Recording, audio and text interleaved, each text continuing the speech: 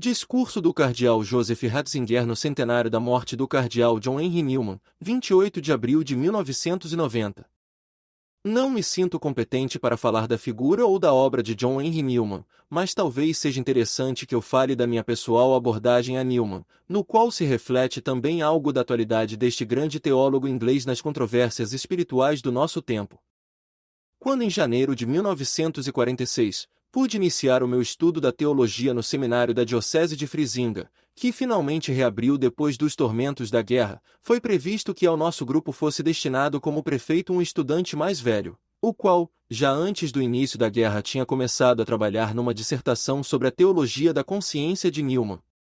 Durante todos os anos em que esteve envolvido na guerra, não afastou da sua mente este tema, que agora retomava com novo entusiasmo e energia. Ligou-nos, desde o início, uma amizade pessoal, que se concentrava totalmente sobre os grandes problemas da filosofia e da teologia. É evidente que Newman estava sempre no centro deste intercâmbio. Alfred Lapre, o prefeito acima mencionado, publicou em 1952 a sua dissertação, com o título O Indivíduo na Igreja. A doutrina de Newman sobre a consciência tornou-se então para nós o fundamento daquele personalismo teológico, que a todos nos atraiu com o seu fascínio. A nossa imagem do homem, assim como a nossa concepção da Igreja, foram assinaladas por este ponto de partida. Tínhamos conhecido a pretensão de um partido totalitário, que se concebia como a plenitude da história e que negava a consciência do indivíduo. Hermann Göring dissera do seu chefe: "Eu não tenho consciência alguma. A minha consciência é Adolf Hitler." A imensa ruína do homem que derivou disto estava diante dos nossos olhos. Por isso, era um fato para nós libertador e fundamental saber que o nós da Igreja não se fundava na eliminação da consciência, mas podia desenvolver-se unicamente a partir da consciência. Contudo, precisamente porque Newman explicava a existência do homem a partir da consciência, isto é, na relação entre Deus e a alma, era também claro que este personalismo não representava cedência alguma ao individualismo, e que o vínculo à consciência não significava concessão alguma à arbitrariedade, tratava-se antes precisamente do contrário. De Newman, aprendemos a compreender a primazia do Papa, a liberdade de consciência, assim ensinava Newman com a carta ao Duque de Norfolk, não se identifica de modo algum com o direito de dispensar-se da consciência, de ignorar o legislador e o juiz, e de ser independentes de deveres invisíveis. Deste modo a consciência, no seu significado autêntico, é o verdadeiro fundamento da autoridade do Papa. De fato, a sua força vem da revelação, que completa a consciência natural iluminada de maneira apenas incompleta, e a sua razão de ser é o facto de ser o campeão da lei moral e da consciência. Esta doutrina sobre a consciência tornou-se para mim cada vez mais importante no andamento sucessivo da Igreja e do mundo. Apercebo-me cada vez mais que ela se abre sempre de maneira completa só em referência à biografia do cardeal, a qual supõe todo o drama espiritual do seu século. Newman, enquanto homem da consciência, tornou-se um convertido, foi a sua consciência que o guiou dos antigos vínculos e das antigas certezas para o mundo que para ele era mais difícil e inabitual do catolicismo. Contudo, precisamente este caminho da consciência é muito diferente do caminho da subjetividade que se afirma a si mesma, ao contrário, é um caminho de obediência à verdade objetiva. A segunda passagem do caminho de conversão que dura toda a vida de Newman foi de facto a superação da posição do subjetivismo evangélico, em favor de uma concepção do cristianismo fundada na objetividade do dogma. A este propósito penso que é sempre muito significativa, sobretudo hoje, uma formulação tirada de uma das suas pregações da época anglicana. O verdadeiro cristianismo demonstra-se na obediência, e não num estado de consciência. Assim, qualquer tarefa e trabalho de um cristão se organiza tendo como centro estes dois elementos, a fé e a obediência. Ele olha para Jesus, HB 2, 9, e age segundo a sua vontade. Parece-me que hoje corremos o perigo de não dar a importância que deveríamos a nenhum dos dois. Consideramos qualquer reflexão verdadeira e cuidadosa sobre o conteúdo da fé como estéreo-ortodoxia, como técnica impenetrável.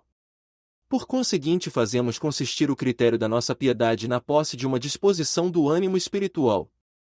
Em relação a isto, tornaram-se importantes para mim algumas frases tiradas do livro Os Arianos do IV século, que à primeira vista me tinham parecido bastante surpreendentes, o princípio apresentado pela Escritura como fundamento da paz é reconhecer que a verdade como tal deve guiar quer o comportamento político quer o privado, e que o zelo, na escala das graças cristãs, tinha prioridade sobre a benevolência.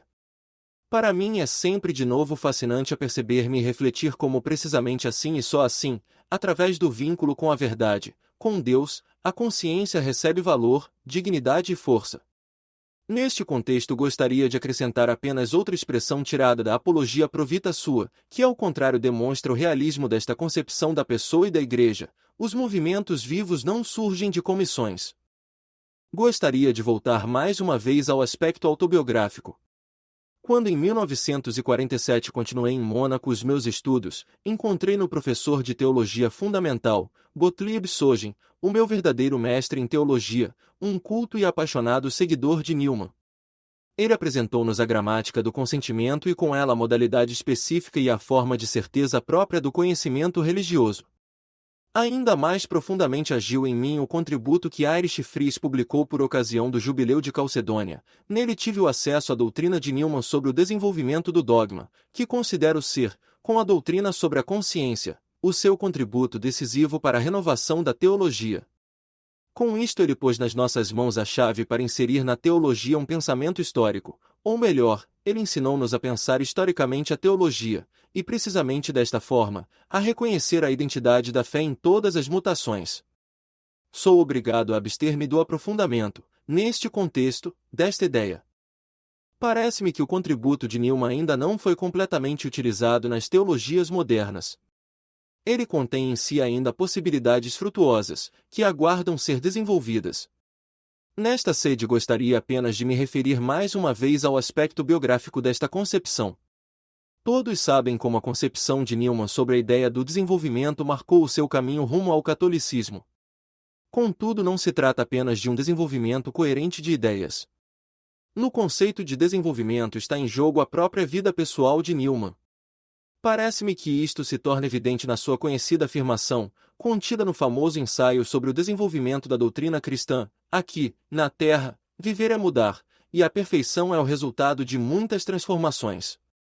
Newman foi ao longo de toda a sua vida uma pessoa que se converteu, que se transformou, e desta forma permaneceu sempre ele mesmo, e tornou-se sempre mais ele mesmo. Vem-me à mente a figura de Santo Agostinho, tão semelhante à figura de Newman.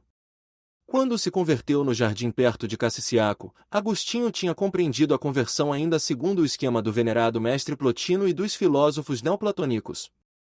Pensava que a vida de pecado passado estava agora definitivamente superada, o convertido seria daquele momento em diante uma pessoa completamente nova e diferente, e o seu caminho seguinte teria consistido numa contínua subida para as alturas mais puras da proximidade de Deus, algo como o que descreveu Gregório de Nissa em seu Sobre Moisés, precisamente como os corpos, logo que receberam o primeiro impulso para baixo, mesmo sem ulteriores estímulos, afundam-se por si mesmos, também mais em sentido contrário, a alma que se liberta das paixões terrenas, se eleva constantemente ao de cima de si com um movimento veloz de ascensão, num voo sempre em direção ao alto.